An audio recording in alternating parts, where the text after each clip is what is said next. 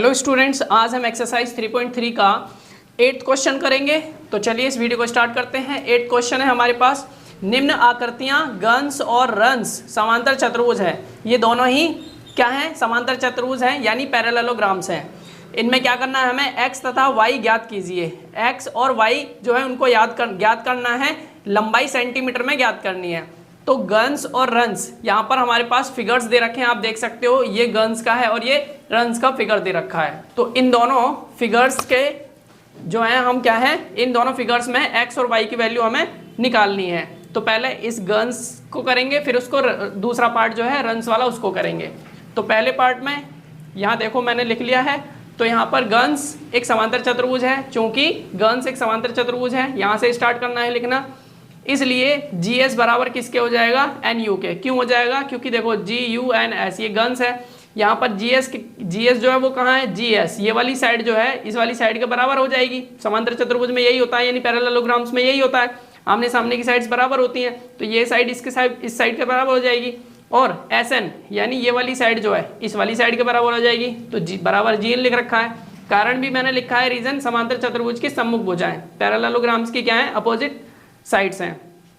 इसलिए GS की value कितनी है हमारे पास? GS की वैल्यू 3x है, और NU की वैल्यू कितनी है हमारे पास? 18। तो ये बराबर हो जाएंगी वैल्यू। इसी तरीके से जो हमारे पास SN है इसकी वैल्यू 26 है, 26 रख दिया, और GN की वैल्यू 3y-1 है तो ये रख दिया। अब यहाँ से हम इनको सॉल्व करेंगे। तो यहाँ से सॉल्व करेंगे, सबसे पहले इससे करेंगे सॉल्व।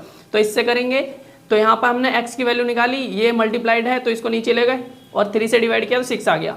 x की वैल्यू हमारे पास 6 आ गई। और इसी तरीके से हम अब इससे सॉल्व करेंगे, इस वाली इक्वेशन से।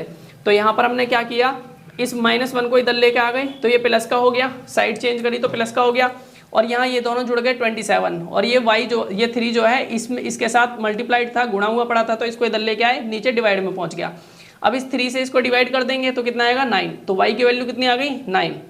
तो x की वैल्यू और y की वैल्यू दोनों निकाल ली। इस प्रकार x बराबर 6 सेंटीमीटर और y बराबर 9 सेंटीमीटर, क्योंकि लंबाई हमें सेंटीमीटर में निकालनी थी, जैसा कि क्वेश्चन में लिखा हुआ है, यहाँ लिखा है ना लंबाई सेंटीमीटर में है। अब हम करेंगे अपना दूसरा वाला पार्ट। दूसरे पार्ट में जो हमारा फिगर दे रखा है, पैरेललोग्राम यानी समांतर चतुर्भुज दे रखा है, उसमें क्या बोल रहा है, ये यहाँ पर फिगर दे रखा है, और क्या है ये? रन्स इसका नाम है।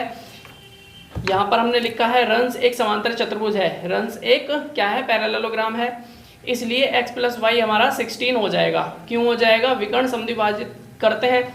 जो विकर्ण होते हैं एक समांतर चतुर्भुज में या फिर एक पैरेललोग्राम में, जो विकर्ण होते हैं यानी डायगोनल्स होते हैं, ये जो ये लाइन खींची जाती है इनको डायगोनल्स यानी विकर्ण कहते हैं। तो ये एक दूसरे को क्या करते हैं? समद्विभाजित करते हैं, यानी समान दो भागों में बांट देते हैं।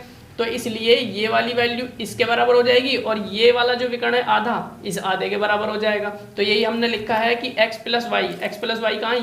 ये यहाँ से लेके यहाँ तक किसके बराबर हो जाएगा? इसके बराबर। तो हमने लिख दिया, और समीकरण 1 है यानी इक्वेशन 1 है ये। इसी तरीके से 7 + y बराबर किसके हो जाएगा? 20 के। तो 7 + y या y + 7 बराबर किसके हो जाएगा? 20 के। ये वाला हिस्सा इससे के बराबर हो जाएगा। और यहाँ से हम क्या कर सकते हैं? y की वैल्यू निकाल सकते हैं। यहाँ तो x + y दे रखा है, यहाँ से तो डायरेक्ट निकाल नहीं सकते, लेकिन इस वाली इक्वेशन से हम y की वैल्यू निकाल सकते हैं। तो इस 7 को हमने इधर भेज दिया, ये माइनस में हो गया, 20 में से 7 माइनस किया 13 आ गया, तो y की वैल्यू 13 आ गई। अब हमने क्या किया, y का मान समीकरण 1 में रखने पर, putting the value of y in equation 1 1 में रखेंगे तो क्या आएगा? इक्वेशन 1 क्या है हमारी? ये, इसमें हम यहाँ पर y की वैल्यू रखेंगे तो इक्वेशन ये है हमारी। तो इस इक्वेशन में हम क्या करेंगे? y की जगह पे 13 रख देंगे, y की वैल्यू तो रखनी है, y की वैल्यू 13 रख दी। फिर इसको आगे सॉल्व करेंगे, 13 को हम इस तरफ भेज देंगे तो ये माइनस हो जाएगा। इस 16 में से 13 को माइनस करेंगे तो 3 आ जाएगा, x की वैल्यू 3 आ गई। इस प्रकार x का मान हमारे पास कितना आ गया? 3 सेंटीमीटर, और y की वैल्यू कितनी आ गई? 16 सेंटीमीटर। तो ये हमारा 8th क्वेश्चन था। नेक्स्ट क्वेश्चन हम अपनी नेक्स्ट वीडियो में करेंगे।